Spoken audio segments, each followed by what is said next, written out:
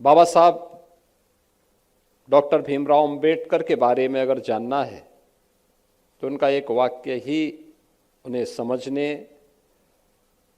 और उनकी महानता को उजागर करने के लिए पर्याप्त है। जो उन्होंने कहा था कि मैं आदि और अंत में एक भारतीय हूं, यानी आदि से अंत तक मेरी पहचान एक भारतीय के रूप में होनी चाहिए। एक बहुत बड़ी बात कही थी उन्होंने। याद करिए, जिनका बचपन अभाव में बीता हो, सामाजिक भेदभाव से गुजरा हो,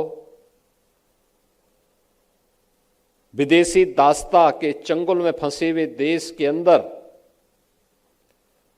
दासता की बेड़ियों से जकड़ी हुई व्यवस्था का शिकार बना हो, पग पर सामाजिक बंधनों और सामाजिक दासता से पीड़ित व्यवस्था की जंजीरों में उन जकड़ों से झेलने के लिए जिन्हें मजबूर होना पड़ा हो, अपमान सहना पड़ा हो, उन्होंने न केवल अपनी शिक्षा देश के अंदर बल्कि उच्च शिक्षा के लिए और देश के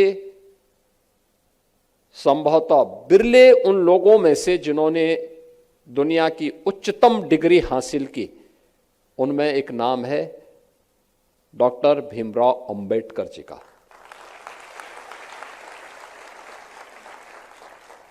जहां गए अपनी पहचान बनाई, जहां गए अपनी प्रतिभा की छाप छोड़ी। परिवार के पास यह व्यवस्था नहीं थी कि उच्च शिक्षा के लिए वे बाहर जा सके। उन्होंने अपनी प्रतिभा की छाप महाराजा बड़ौदा पर डाली। उन्होंने स्पेशल स्कॉलरशिप दी, वे बाहर गए, उच्च शिक्षा अर्जित की, वापस देश में आए, देश की आजादी के आंदोलन के साथ जुड़े। आजाद देश होना चाहिए यह संकल्प है, लेकिन दासता की इन बेड़ियों से न केवल देश को बल्कि पूरे समाज को मुक्ति भी मिलनी चाहिए। यह संकल्प चरितार्थ करने के लिए वे निकले, तो उसका परिणाम भी देश के सामने है। याद रखना, दुनिया के अंदर वंचितों को मताधिकार वहां के देश ने बहुत बाद में दिया, महिलाओं को बहुत बाद में दिया, लेकिन भारत ने जब अपना पहला चुनाव 1952 में किया तो उस देश के हर नागरिक को एक समान मताधिकार का उपयोग करने की स्वतंत्रता भी दी, जो लोकतंत्र की एक ताकत बनी थी, और आज भी ताकत बनी हुई है। इंग्लैंड में बाद में मिला महिलाओं को यह अधिकार, लेकिन भारत ने 1952 में ही अधिकार अपने देश की आधी ताकत, आधी शक्ति को भी दे दिया। ये किसके कारण? डॉक्टर भीमराव अंबेडकर जी के कारण, क्योंकि भारत के संविधान के शिल्पी वही है। और यह वर्ष अत्यंत महत्वपूर्ण है जब हमने 26 जनवरी 2025 को देश के संविधान के अमृत महोत्सव के कार्यक्रम को पूरी भव्यता के साथ संपन्न किया। यानी 75 वर्ष की शानदार यात्रा को संपन्न करने के उपरांत देश के संविधान के महत्व को आम जनमानस को बता सकें कि संविधान अगर हमें अधिकार देता है तो अधिकारों की रक्षा तभी होती है जब हम अपने कर्तव्यों का एहसास भी करें। हमेशा से कर्तव्य और अधिकारों में एक द्वंद्व चलता रहा है। जब भी ये द्वंद्व चलेगा कल्याण नहीं होगा। हमें एहसास करना पड़ेगा कि अधिकार चाहिए तो उससे पहले हमारे कर्तव्य भी कुछ होंगे। उन कर्तव्यों का निर्वहन करने की प्रेरणा बाबा साहब भीमराव अंबेडकर का ये संविधान भी हमें प्रदान करता है। लेकिन ये स्थिति कैसे पैदा हुई? हम लोग जब विश्वविद्यालयों में आते हैं, भारत की परंपरा के बारे में देखते हैं,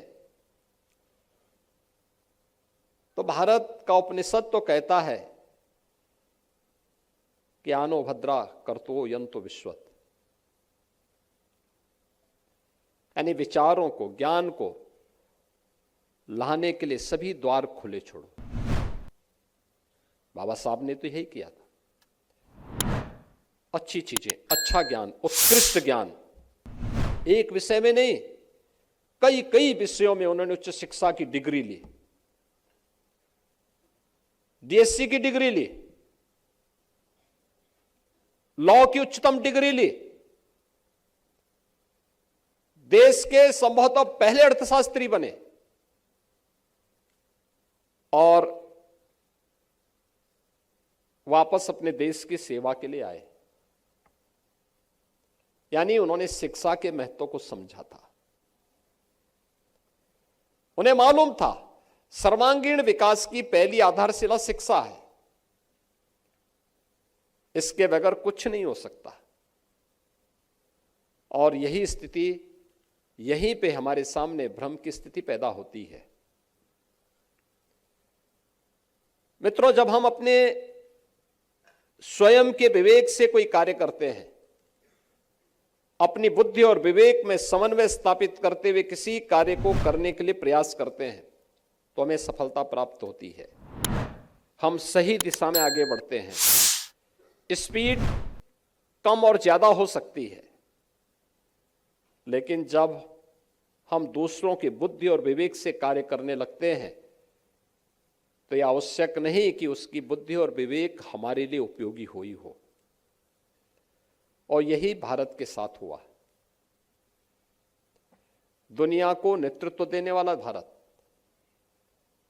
कैसे पिछलग्गू बन गया, कैसे गुलाम हो गया, कैसे स्वतंत्रता की बेड़ियों से जकड़ गया, यह किसी से छुपा हुआ नहीं है। हमने अपने ही विरासत पर हमला करना प्रारंभ कर दिया। हमने अपनी परंपराओं को ही कोसना प्रारंभ कर दिया। हमें अपने ही ज्ञान में संदेह होने लग गया और फिर एक दूसरे के साथ जो हमारी मार काट प्रारंभ हुई, तो स्वाभाविक रूप से उन आक्रांताओं को तो मौका मिलता ही जो भारत की परंपरा को, इस पुरातन परंपरा को, यहां की संस्कृति को रौंदने के लिए पहले से बैठे हुए थे। आपके सामने एक छोटा सा उदाहरण मैं देता हूं। 2017 में प्रदेश में हमारी सरकार बनी। मार्च 2017 में हम लोगों ने कार्यभार ग्रहण किया। कार्यभार ग्रहण करने के उपरांत विभागीय बैठकें हमारी शुरू हुई। बैठकों को क्रम आगे बढ़ा। मुझे मेरे संज्ञान में इस बात को लाया गया कि 2019 में प्रयागराज में कुंभ का आयोजन भी है और ये जनवरी महीने में लगेगा। तब तक मई 2017 संपन्न हो चुकी थी, हम जून माह में प्रवेश कर चुके थे। यानी हमारे पास कुंभ के आयोजन के लिए 1.5 वर्ष का समय है। कुंभ का आयोजन कैसे होना चाहिए, क्या होना चाहिए, मैं इसके बारे में आदरणीय प्रधानमंत्री जी के पास गया। मैंने उनसे कहा मैं मार्गदर्शन ले लें। प्रधानमंत्री जी ने मुझसे कुछ प्रश्न किए। उन्होंने कहा कुंभ के बारे में दुनिया की राय क्या है, कभी आपने जानने का प्रयास किया?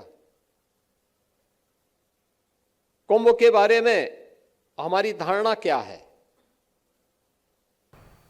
ऐसे ही वीडियोस के लिए लाइक करें, शेयर करें, फॉलो करें।